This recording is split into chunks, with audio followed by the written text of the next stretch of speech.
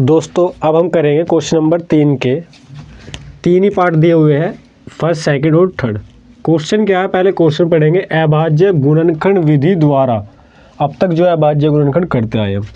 पूर्णांकों के निम्नलिखित पूर्णांक ये दे रखे आपके 12, 15, 21, 17, 23, 29, 8, 9, 25 के एचसीएफ और एलसीएम ज्ञात कीजिए। तो मैंने आपको सिखाया था 3 संख्याओं के एचसीएफ और एलसीएम कैसे निकालते हैं।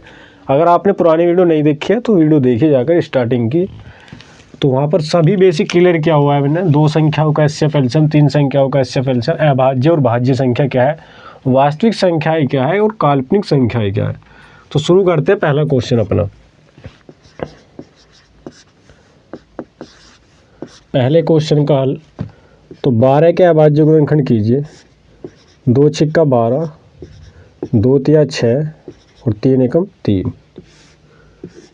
15 के 3 पंजे 15 और 5 एकम 5।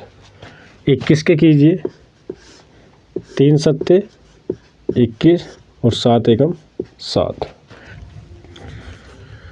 तो अब इनके अभाज्य गुणनखंड लिख लेंगे। 12 के 2 गुना 2 गुना 3, 15 के 3 गुना 5 और 21 के 3 गुना 7। इन तीनों में जो भी कॉमन आ जाएगा वो क्या हो जाएगा आपका एचसीएफ।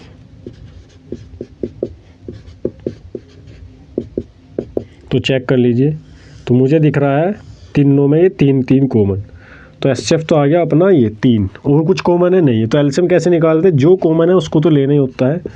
बाकी भी इन 2 में कॉमन है नहीं, इन 2 में कॉमन है या इन 2 में ऊपर नीचे वालों में कॉमन है नहीं। तो अब आप क्या करेंगे, जो बाकी बचा है उस सभी को ले लेंगे।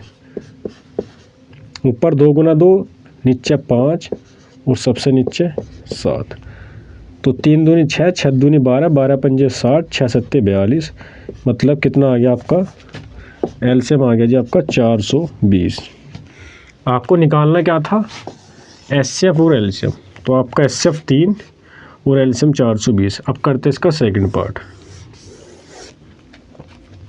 17, 23, 29। तो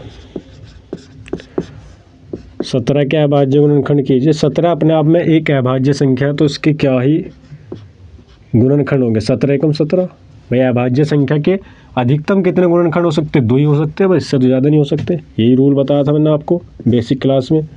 23 एकम 23, क्योंकि ये भी एक अभाज्य संख्या है। और बचा आपका 29 भी एक अभाज्य संख्या। 29 एकम 29। आपने पढ़ा होगा अभाज्य संख्या वे होते हैं जो खुद से डिवाइड हो जाए और 1 से। तो 17 एकम 17, 23 एकम 23, 29 एकम 29। तो 17 के अभाज्य गुणनखंड लिख लीजिए 17 एकम 17। 23 के अभाज्य गुणनखंड लिख लीजिए 23 एकम 23। 29 के अभाज्य गुणनखंड लिख लीजिए 29 एकम 29। अब एचसीएफ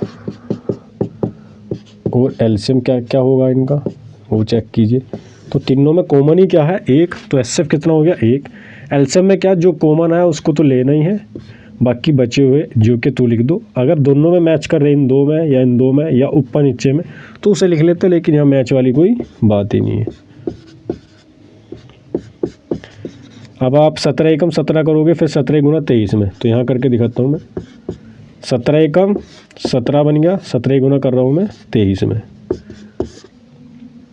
7 तिया 21, कैरी आया 2, 7 दूनी 14, 14 2 16, 1 तिया 3, 1 दूनी 2, 391। अब 391 गुना करेंगे 29 में।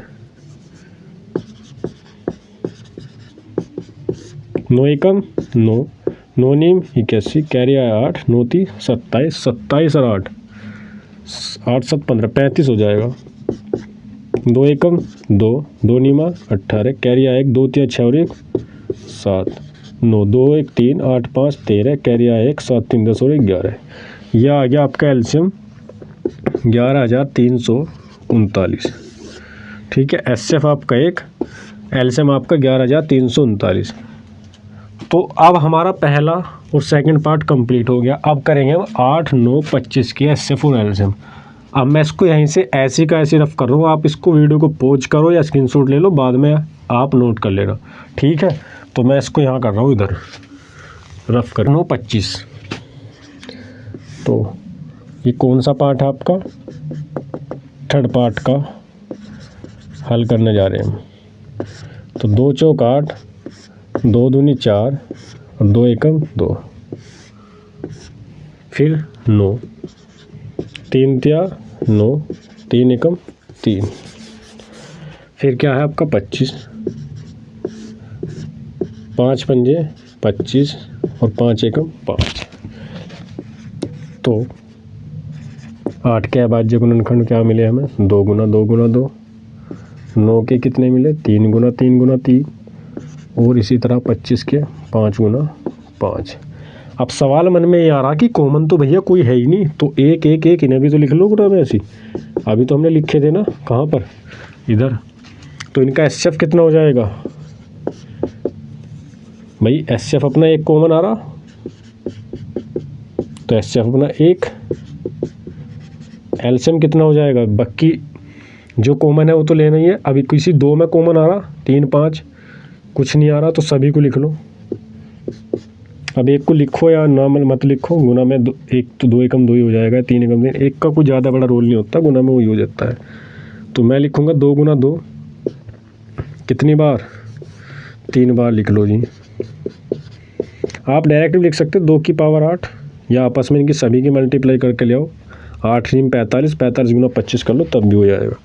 फिर 3 गुना 3 और 5 गुना 5 करो, 2 दूनी 4, 4 दूनी 8, 8 ते 24, 24 दूनी 24 थी 72, 72 बना, 5 पंजे 25, 25 गुना 72 कर लो, 25 दूनी 50, कैरी आया 5, 25 सत्ते 175, 175 में जोड़ लो 5, 180। तो आपका एलसीएम कितना आ गया जी, 1800। तो एचसीएफ 1, एलसीएम 1800। आपका तीसरा पार्ट भी कंप्लीट हुआ।